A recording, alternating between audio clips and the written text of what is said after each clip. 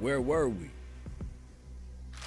In our last episode, we dotted all of our I's while crossing our T's in preparation for our very first season at Mulvane A&M. And to add insult to injury, instead of placing us inside of a cupcake conference, your coach is going for the gusto and placing us inside of the Big 12 for our very first campaign at Mulvane A&M. And if you want to see what type of madness and mayhem ensues in our college debut, then stick around for our first game of the season as the Miami of Ohio RedHawks come into Mopping Kansas to take us on in our inaugural game of the season. But first, drop that heat on them.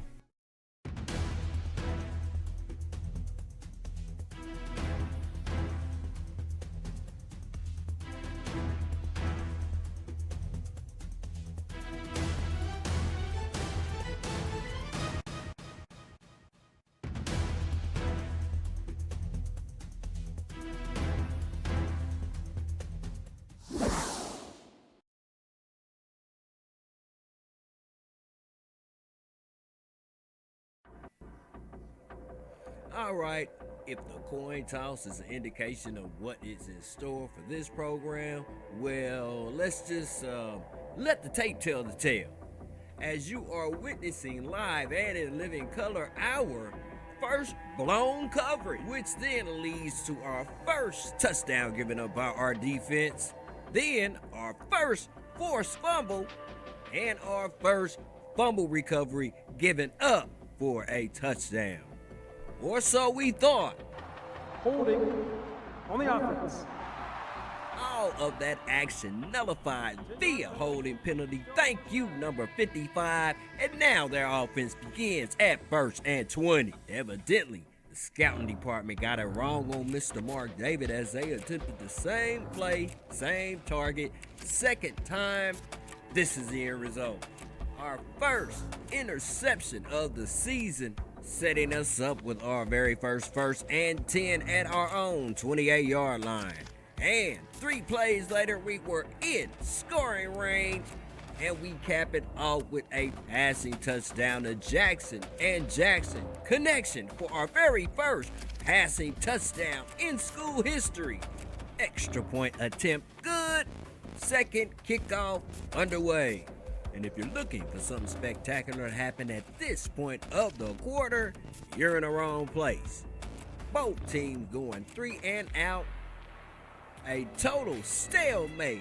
The deafening silence of the arena until this moment right here. Number 12 to number 1, 85 yards. Our first official blown coverage of the season. And on top of that, they setting records on my squad. The situations like this are where legendary players emerge. My defense, torch for 85 yards, could barely even get off the field before our emphatic response.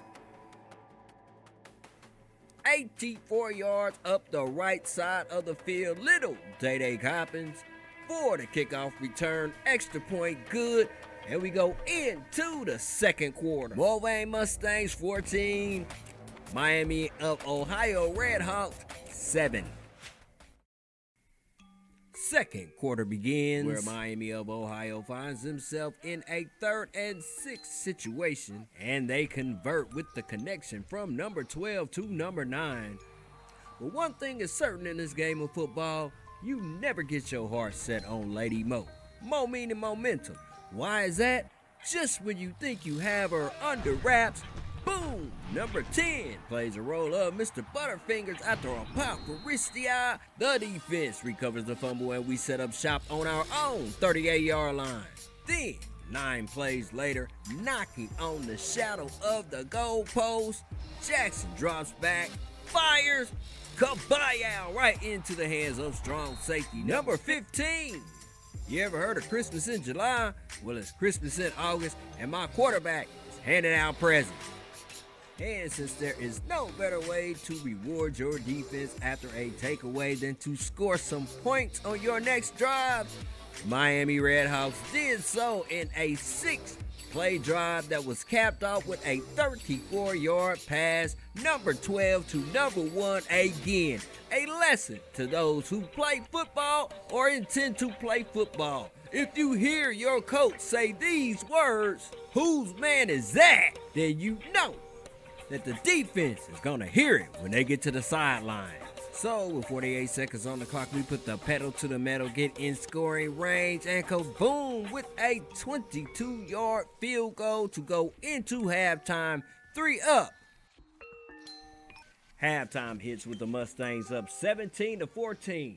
We've seen turnovers, takeaways, and touchdowns, and enough mayhem to keep you glued to the second half.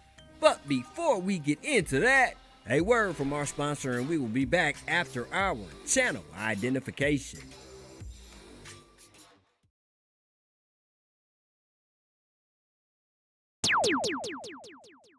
You're watching Zone B Sports Group, where throwback games meet today's attitude, with your host, Coach Vega.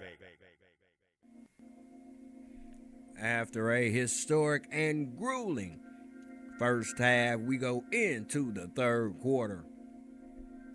And I don't know what their coaches told them at halftime, but evidently it didn't work, at least from a defensive standpoint, as a 35-yard punt return by Martin set us up with excellent field position, and 1, 2, 3 plays later, all the way to the house from the 14-yard line for our first rushing touchdown of the year and in school history.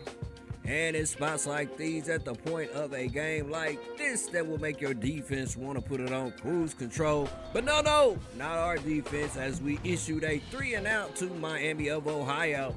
But a muffed punt by our punt returner gave them excellent field position on the Mustangs' 44-yard line. And what did they do with that excellent field position? Absolutely nothing, as our defense answered the bell and pushed their offense 10 yards backwards, forcing another punt by the Miami of Ohio RedHawks. So what does every great coach, whether it be pro or college, do in this situation? You run the ball. And right on cue, 86-yard scamper by Martin all the way to the house. We are now up 3 scores on Miami of Ohio. All season drills now paying dividends late in the third quarter. But the RedHawks hit the field with a sense of urgency, marching the ball all the way to our 28-yard line, where our defense then put the clamps on them, forcing the RedHawks into yet another punting situation. And then this happened. Personal foul. Kick catching interference on the kicking team. A dominant display by our defense, keeping us ahead by 3 scores as we go into the beginning of the fourth quarter.